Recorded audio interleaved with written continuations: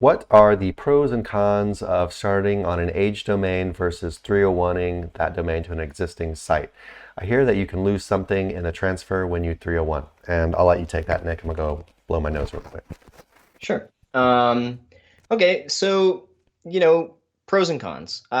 Let's say cons first, because I think they're shorter. Cons, you've got to start with a different URL, so therefore a different brand ultimately, right? So you don't get to pick and choose the branding that you're going to have, which has never been a big deal to me. On a personal level, I always start with an age domain. And the reason is because it allows you to hack a lot of the back end. When we talk about off-page values in the form of backlinks, you're starting off powerful. Um, for me now, there's no real chance that you're going to catch me building a website off of a fresh domain. It's just not something that I'm going to do because typically, again, I love hunting domains, and the more I do it, I've been doing it just under 10 years now. The more I do it, the more that I find opportunity and ideas in just exploring what's behind me. And sometimes I don't even know about the niche until I run into it, right? And so with an age domain, you're automatically going to be able to have a lot of press already pushed towards that domain. And then, they're not all created equal in the sense that, like, I know this isn't quite the definition of age domain, but just let's call it an expired domain. Some have indexation, like maybe a lot of pages still indexed in Google. Those are awesome to start off with because you can also hack time.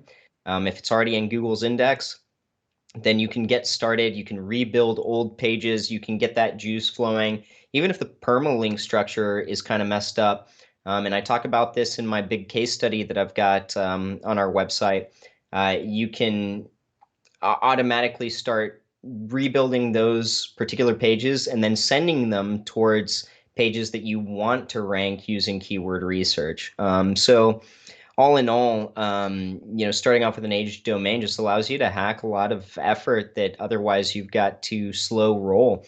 And as we progress with SEO, the more you come to find that the timelines have gotten so much longer on getting things to resonate, especially with fresh domains. Now, to the second, oh, okay, well, and then of course, you've got the option to choose whatever brand, fresh domain, and then 301 an existing site over there. Also a good option. However, again, like if I'm going to reference my case study again, then I'm going to talk about I started off with an age domain. I let it sit for a while before I even knew what I was really doing with it, with a like kind of just placement site on it. And then immediately when my campaign started, I bought another age domain to 301 to that age domain, therefore compounding the amount of referring domains I had going to it.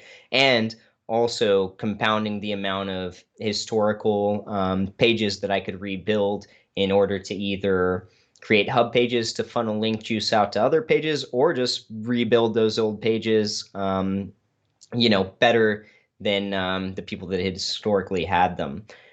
Still, 301, yeah, you can do that. You can also do a 301 to an age domain, right? Which is still going to be my preference. Compounding power would always be my preference.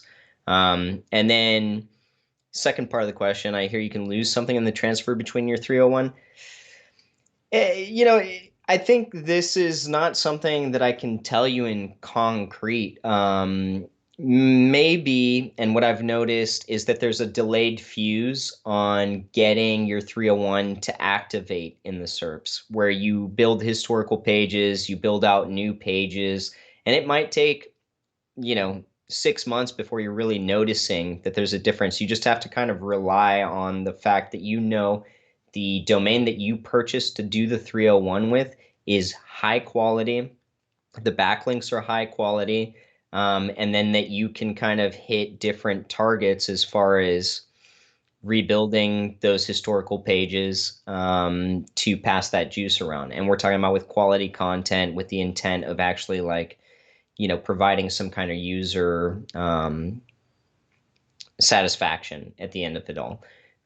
So as far as lose something, let's say you leave like a bunch of 404 pages, or a bunch of them are HTML pages that you can't actually forward to a new page, then yeah, maybe there is a bit of loss of quote link juice. But ultimately, I think Google knows if it's an asset that's really like providing something, it's doing well in the SERPs, then all of that kind of gets taken care of. But yeah, you want to make sure that it's something that you can actually 301 pages or rebuild pages, and then you're going to maximize the output of that 301. But still, it, in comparison from starting from scratch, I would always choose H domains.